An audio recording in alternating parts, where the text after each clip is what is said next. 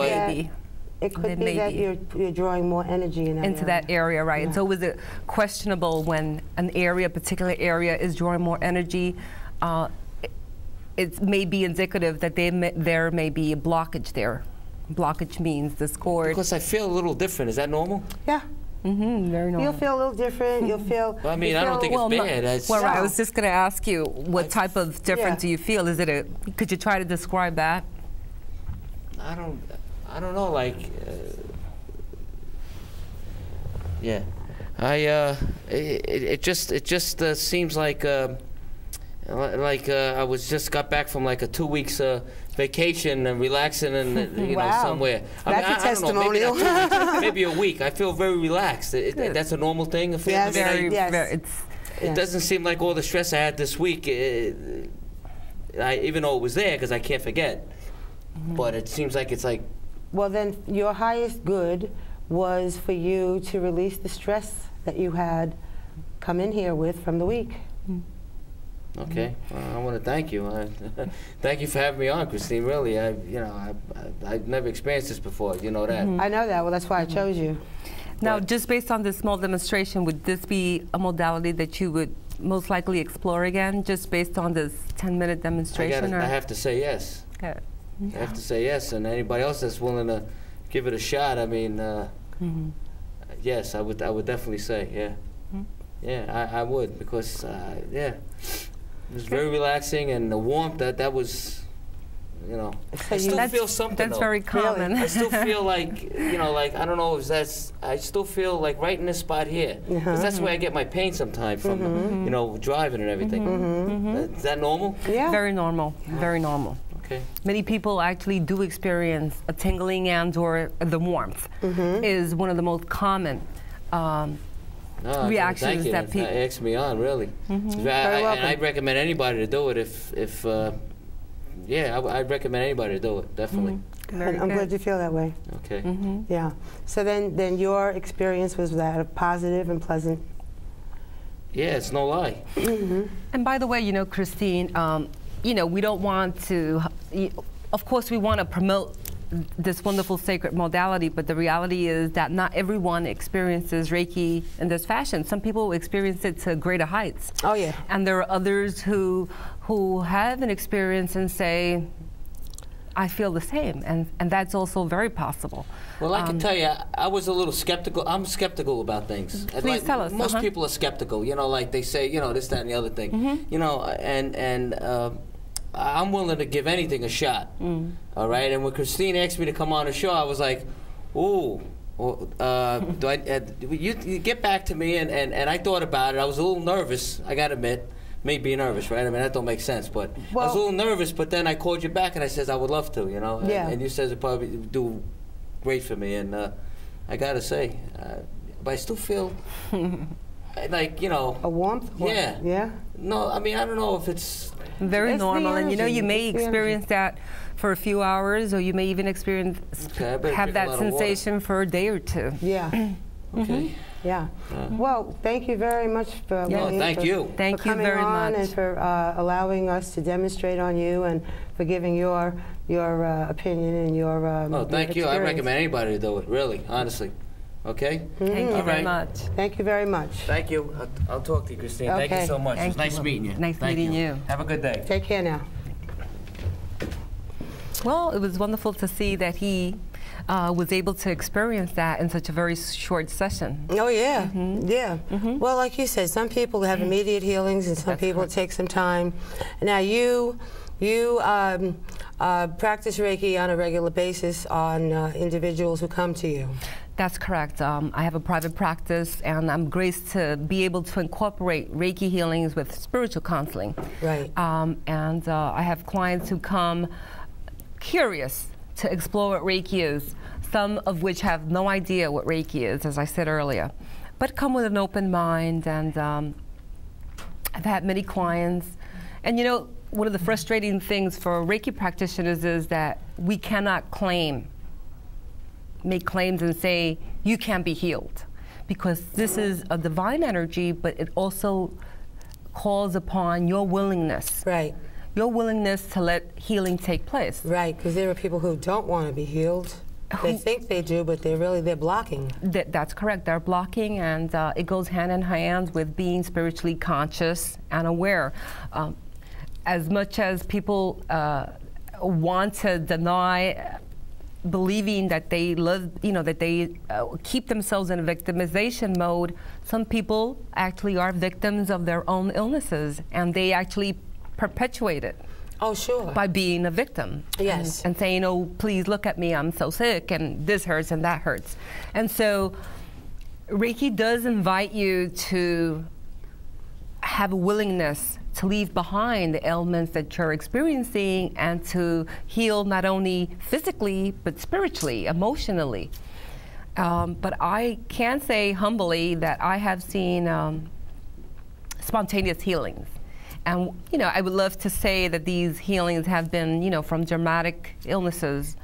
I cannot say that. But I've had clients who've come in. I had a particular client who came to me devastated because she had a swollen ankle that had been ailing her for days, which took her to seek medical attention, and was told that she was suffering from chronic arthritis.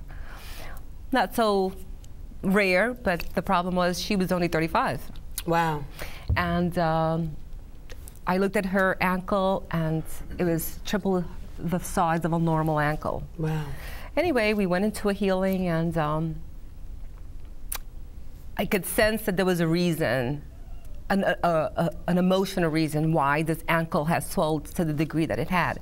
And so after the healing, I opened up a conversation, and we discovered the reasons why she was receiving pressure in her ankles. Anyway, she left, and she came back the very next day to show me her ankle. Wow, it had gone down. And it had completely gone back to normal size the very next day, and that was about 3 or 4 months ago, and never again has it bothered her.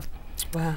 And those, as I said, are what I consider to be spontaneous healings. I had a client come in with MS who would find it almost impossible to get into a sitting position. She would have to, maneuver herself from a standing to a sitting position. And she came in for a healing, and after the healing was conducted, she excused herself to go to the ladies' room. And as she took a sitting position, realized that she could sit without pain. Uh-huh. And so, those are the, of course, like I said, I would love to say that every experience and that every healing is that way. But, it doesn't take us a day or two to learn how to walk and talk. And I tell this to people all the time. It takes us, time and determination and practice. Right. And so, you know what, Christine, we create discord in our bodies through the way we think and the way we express ourselves and the way, we act in life. And so there are occasions when it will take more than one healing to bring you back to harmony. Oh, sure. But it's very possible. Well, Reiki can also be accumulative, and you can't get too much. That's correct. You could never get too much. And if you're given a whole lot of it, it'll just like hang there until you need it, almost like as it was put to me, a time release capsule. Mm-hmm. It'll just release as you release itself as you come to experiences, right? And that's important that you just said that, because you know what? I've had a lot of people come. I also tune and teach Reiki. Yes. So that if you are interested in becoming a practitioner, I can attune you. And one of the biggest fears that potential students experience is that Reiki has been known to cause disturbances, that in order to become attuned, that you have to experience this great havoc and turmoil. And it's sad that, already in the very short time span that Reiki has been introduced, it's already beginning to adapt the reputation that, okay, it's divine, but you have to experience this horrible turmoil before you can reach that state of blissfulness. I don't promote that. I believe that each individual goes through a cleansing process. Yes. But Reiki is a divine healing energy, and so it's not going to disrupt you and say, you know what?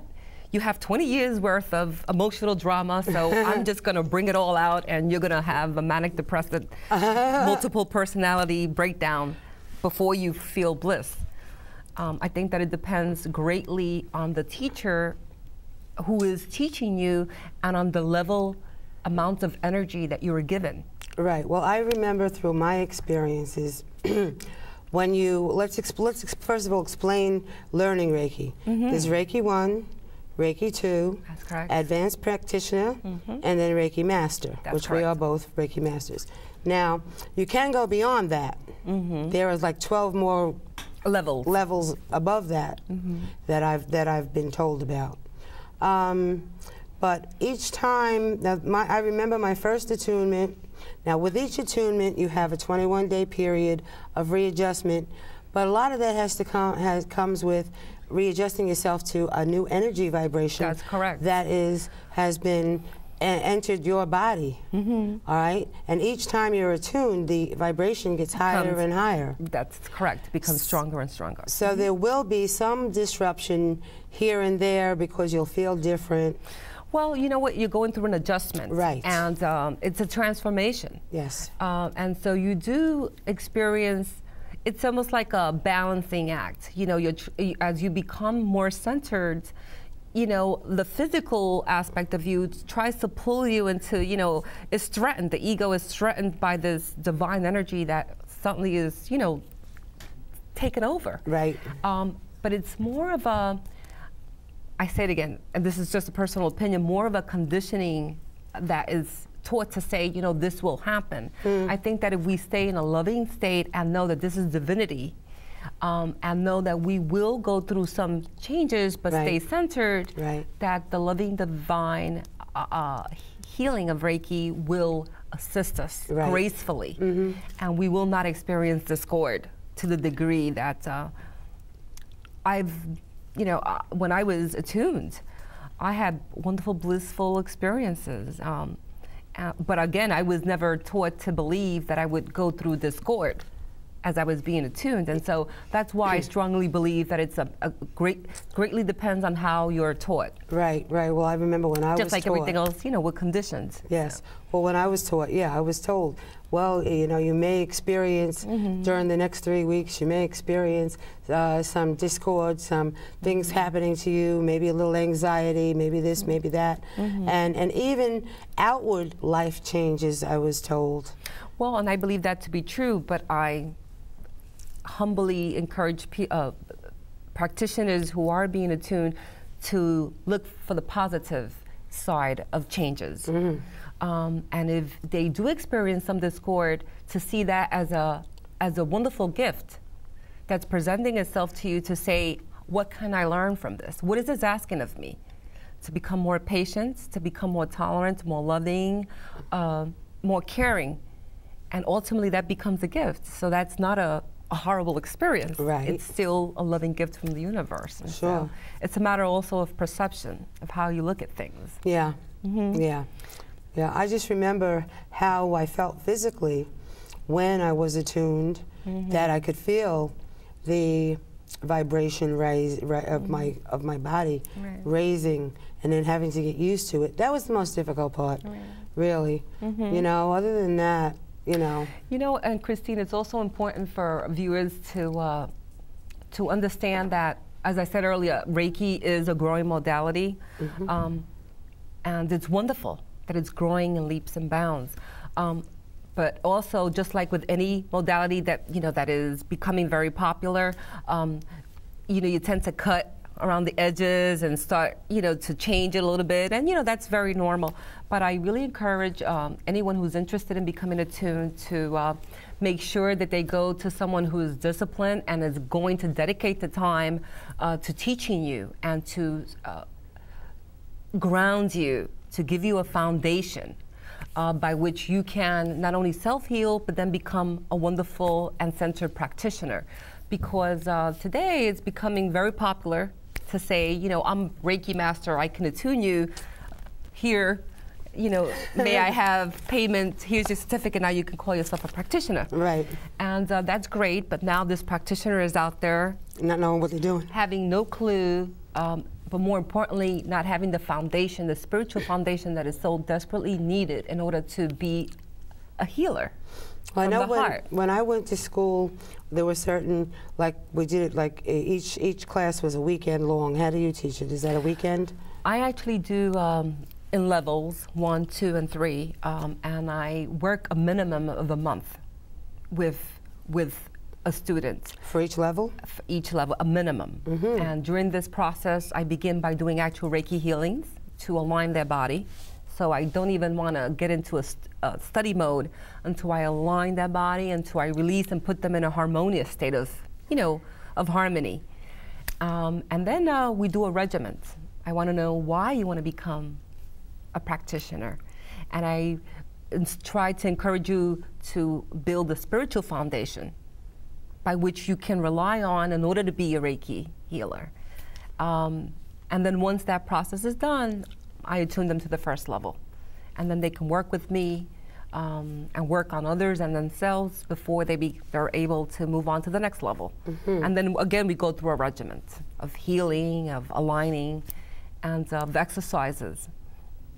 And that's the prerequisite, at least for me. I need, if I'm going to be a master teaching someone, I feel responsible for you as a student, and I want to make sure that you can pass that on to your students with confidence and a spiritual foundation, not to go in and instill fear because you're not even trusting in this energy because you weren't even prepared that way. Do you follow? Yeah, I do. But I think that once you start experiencing the energy, you know how good it is and how... That's very true. It's true. But as I said, I mean, you know what? Like anything else that's beautiful, there's always room for distortion. And I've already heard comments where, well, if you don't ground yourself, you can have negative energy seep through, even if you're conducting a Reiki, and, just things that just don't fit within the realm I've never had that experience. Well, no, neither have I, but, I've heard comments to the, concerned clients who say, well, I've heard that negative energy can travel through, or some entity can come in the middle of the session. Right, well, I say, you know what? I don't know, because I've never experienced it, and I know that where I operate from is from a divine and holy place. Right. And so that will not happen in my office. And that's where the energy comes from, a divine and holy place. And so, but those type of comments come from, as I said, students and or practitioners who haven't taken the time to discipline themselves spiritually, to realize that there is no room for darkness. No. When you're working and operating from a divine light. Reiki wouldn't work if you tried to use it for something else. Well, that's correct, but I mean, there are people who may say, or who may believe that. Yeah. That's not necessarily true. That you can incorporate, negative with positive, and or that you can have cameo appearances from, other entities that are not necessarily, like I said, we don't even want to entertain this, but I'm just trying to tell the viewers that they can feel completely safe. But it's also important to work. You know what? The best way to know that you're working with a grounded practitioner is to see humbleness. Humbleness, a great desire for them to serve you, and for the focus not to be on a monetary level. Of course, as the modality grows, it's fine to you give a service and you receive payment, but not to the extent where you make it the priority. Right. So that's how they should judge whether, humbleness, I would say, is the prime priority. I agree. I think you're absolutely right, especially when you want to look at Jesus and the way he healed. He was very humble. That's correct. That's right. And he used the energy that he used in a very giving and loving way. So it's a very giving and loving energy. That's correct. And it can't hurt you. It would never hurt you. Sometimes, though, I've had the experience where people would say that that they felt a little bit like some pain or something after, and say, well, that's because it's bringing it out and releasing it. That's right, because it's bringing it from, you know, the deepest root of where you've kept that pain, and it's promoting a release. Right. And so that's where the theory comes that, you know, it creates discord. Well, it's really promoting healing. But, you know, it's so deeply rooted that as it's being released, you may experience, you know, the sensation of that release. And it may be physical, it may be emotional. You may just, you know, after Reiki healing, you may decide to cry. I have many clients who do that. Oh, yeah. And they have no reason, they can't explain the whys, but it's because, you know, as we talk after healing, we discovered that there were deep hidden traumas from childhood. Right. That they couldn't even remember. They had blocked it out so deeply. I've had people cry through the whole session too. Yeah, it's true. It happens. And sometimes it brings out something, but then they feel good afterwards. They feel a nice release has taken place. We also have to mention before we close that we don't tell people that they shouldn't continue seeing their doctor. Absolutely not. It's to be combined with whatever medical attention that they are receiving for whatever their condition is. That's correct. And you know, Christine, this modality is being adapted by hospitals. I said that earlier on the show. On Staten Island University is one of the first hospitals who's actually opened up a wing dedicated to integrative medicine.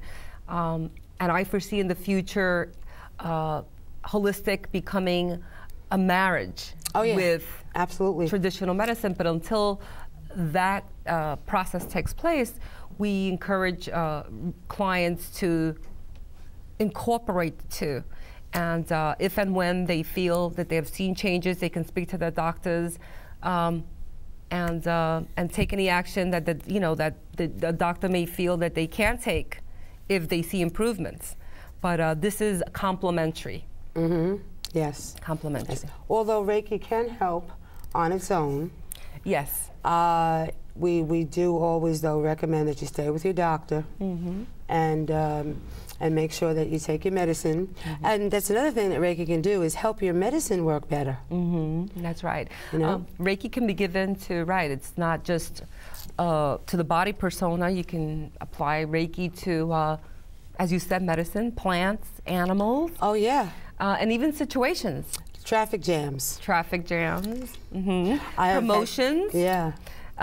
Even situations like troubling situations that may be occurring to loved ones or friends. Oh, yeah. You can write it on a piece of paper if you're a practitioner and place it in the palm of your hands and call upon the divine energy and send a healing to the situation. Right, right. And if a person is not present, that's right, you can send them healing with the symbols, the Reiki symbols that are given, the secret symbols that we use. They're very powerful. They're taken out of the universe. The ones that Master Usui did finally receive on the top of the mountain.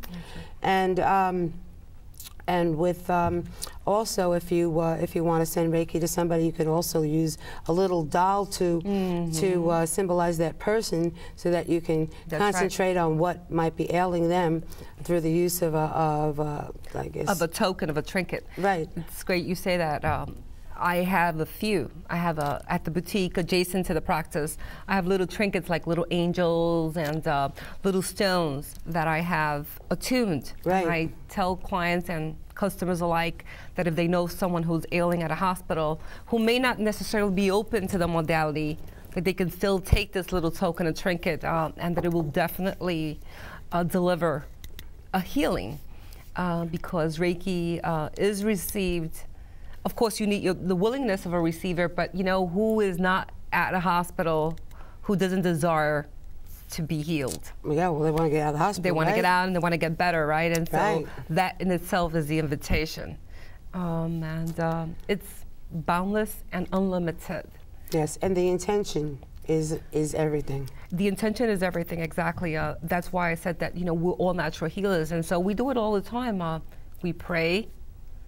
And, you know, we offer healing with our comfort and our expressions and our thoughts for our friends and family. And so Reiki is just another level of focused intention. Yes. To deliver ultimate healing. And the intention is always for the highest good of the recipient. Highest good. Whatever that highest good might be. Now, we're not saying that their highest good may not even be a healing. For temporarily or permanently. It could be that their highest good would be for them to have to learn something from what's going on. Well, you know, right. That could be a whole show in itself. Right. But I mean, you know, sometimes our purpose in life is to go through the experience of illness. Yes. And sometimes we cannot necessarily understand that, but the reasons why. But it's probably to show others courage, strength. Right, absolutely. And so, so our purpose may not be to become healed, but to become a teacher and an inspiration for others. That's right. That's right. And if a person, also if a person is dying, let's say a person is dying of cancer, Reiki would help them be a little more comfortable. That's correct. And then after they're gone, sending Reiki out can help them in their transition on the other side. So Reiki does many, many things. As I said, it's boundless and unlimited. You know, for anyone who's listening, truly encourage them to explore the modality. If nothing else, you know, look at it as a curious, wonderful thing. You know, if you can spend, you know, a few dollars in a massage. Yeah. Or I tell ladies in particular, you know, if you can pay, you know, X number of dollars to do your nails, then do something for yourself. Yeah, do something for your soul. And for your soul, even if it's on an experimental level, explore a Reiki healing, and then you can judge for yourself. And they can even take Reiki 1 to heal themselves later. Well, at a later point, right, if they decided to, to explore that venue, but just to try a healing and see, you know, and they can measure themselves. In the meantime, benefits. This has been a great show, I think. We put out a lot of information about Reiki. And I thank you for coming again. Thank you very much, Christine. It's always a pleasure to have you. Pleasure to always work with you. And I wish you nothing but love and light. And to everyone who's watching, love, light, peace, and joy. Okay, and good night. Okay.